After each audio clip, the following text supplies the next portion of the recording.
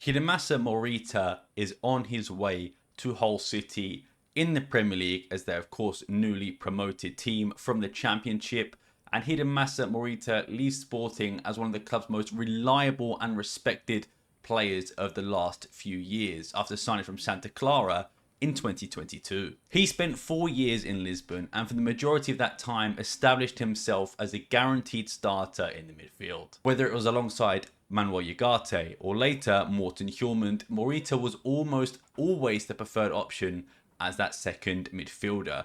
While Ugarte and Hjulmand would often be more the aggressive ball winners and carriers, Morita was the player who brought balance, did a lot of the dirty work, brought intelligence and composure into the midfield as well.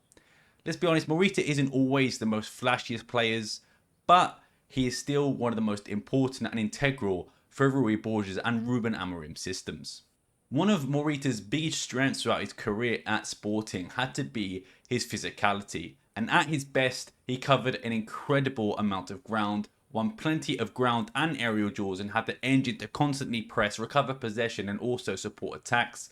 Even late into matches, he always seemed capable of making, a last-minute run or recovery tackles, things like that, because he was always just able physically to do that. But unfortunately, that is also the area of his game that has declined the most over the last couple of seasons. He's had recurring knee injuries and leg injuries throughout the last 2 seasons, meaning he's missed significant chunks of both the 2 previous campaigns. He's also picked up injuries while away with Japan, where he'd actually became a regular international. Sadly, those fitness problems and those injuries ultimately meant he missed out on Japan's 2026 World Cup squad. And at Morita's peak, he would comfortably handle the demands of Ruben Amorim's system, where usually 2 midfielders were expected to cover huge distances every game and have engines on them at all times. But over the last year or so, particularly under Rui Borges, someone who, when he came into the squad, singled out Morita as a player he'd love to work with, you saw those injuries catch up to him and his decline physically. He simply could not maintain the same level of intensity for 90 minutes consistently as he once did. That being said, he wasn't awful every game. I'm not trying to say that he struggled every game, because there were still games where he was fantastic. Games against Porto in the Taça de Portugal to the end of last season as well. He was absolutely phenomenal and even got on the score sheet a few times towards the tail end of last season. But also, a full pre-season with Hull and a fresh start to the campaign in a different country under a different manager and a different atmosphere could help him regain some of that sharpness that he's lost in the last few years. And being in his early 30s, you can say his physicality has declined, but the one thing you can never say has declined about Morita is his mental strength and his mentality when it comes to football. Speak to people that are Sporting fans, Santa Clara fans, or even fans of Liga Portugal, or the players he's played with. You'll hear the same thing over and over again, which was he was an absolute model professional and gave his all when he could for 90 minutes. He trained hard every single day and was respected throughout the dressing room, with virtually everyone in the squad saying how hugely appreciated he was by that dressing room and by the fans just because of that commitment he showed every time he wore the Sporting shirt, and became one of the cult heroes in Sporting's title-winning teams. And to be honest, when Sporting signed him from Santa Clara for not a lot of money, I think a lot of people, including myself, didn't really expect him to stay for these 4 seasons to become such an integral player in these systems. But that's exactly what's happened. He became both key parts of Ruben Amorim's and Rui Borges' title-winning sides, not because he was the most talented player in the squad, but because managers can trust him completely for 90 minutes. He isn't going to do anything too rash. He's never getting himself sent off for no reason. He always keeps his head, but he's always a hard worker. And that also means that physically, he was able to compete with the best of them. We look at some of the games that Morita has played in against Arsenal, against Tottenham, against the Juventuses, against the Portos, the Benfica. He was necessarily not one of the most standout players, but he always had good games and had great composure.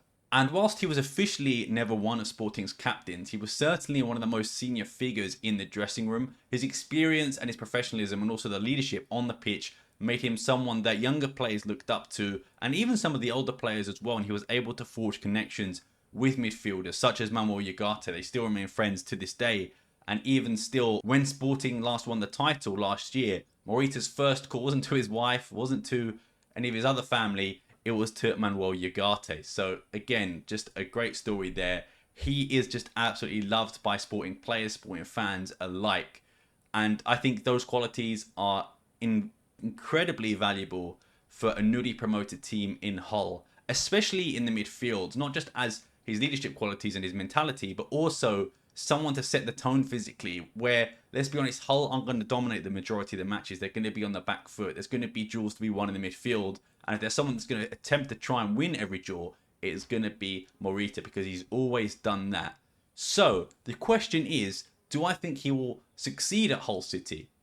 And to be honest, I'm genuinely not sure, because obviously I don't think anyone has high expectations for Hull next season. But I think the biggest question mark for Morita is his physicality and his body, really. If his injury problems continue, it's difficult to see him reaching the levels that he consistently did under Ruben Amorim and Rui Borges. And I think the thing is, we were waiting for Morita to make a decision for a long time, because maybe he would stay at Sporting another year. I think Sporting wanted to renew his contract, but he decided he wanted to go somewhere else, try somewhere else. And to be honest, as of recording, the 24th of July, it's not even official that he's there yet. So it might be a case of that he just was waiting for someone to approach him. Maybe someone never did. Maybe Hull was the first team. But who knows? I think it is something that I think a lot of teams maybe were looking at his injury record and his injury history, just being like, man, I don't know if we can take that chance, especially a starting midfielder. Maybe if you're looking at a backup, you could say, okay, maybe Morita off the bench. But I'd imagine for Hull City, he will be one of the starters. But I think if Hull can manage his physicality levels properly and keep him regularly fit and available, maybe they will be getting that midfielder of Hidemasa Morita for the past few years, because he does have the experience. He's great tactically in sort of his tactical intelligence as well. And I think he has one of the best mentalities that I've seen from a midfielder in Portugal and at Sporting. Physically, there are definitely concerns about this deal, but mentally, I think Hull City know exactly what they're getting. And that is a hard-working, tireless midfielder who would give his all for 90 minutes. And for me, I think that is important for a newly promoted side. I will almost guarantee that at the end of the 90 minutes, a lot of Hull fans, and maybe just Premier League fans in general, will say, wow, Hidemasa Morita worked his socks off. He was the hardest working player on the pitch, because he's always been one of the hardest working players in the squad. And even if his legs aren't the same as they once were, his professionalism and his mentality is still top notch. And I think that is something that the Hull City dressing room could benefit from. And to be honest, if I were to say, do I think this deal will be good for Morita and for Hull? I think I lean upon yes. I think Hull City will still be relegation favourites. No disrespect to any Hull City fans out there. But I think bringing in someone who has that leadership and experience is always going to be a positive for a free as well. So I think Morita will do well. I love Morita, and I think he was one of my favourite players to watch at Sporting. I think, like I said, he was never the most flashy. He was never going to score those 40-yard screamers or anything like that.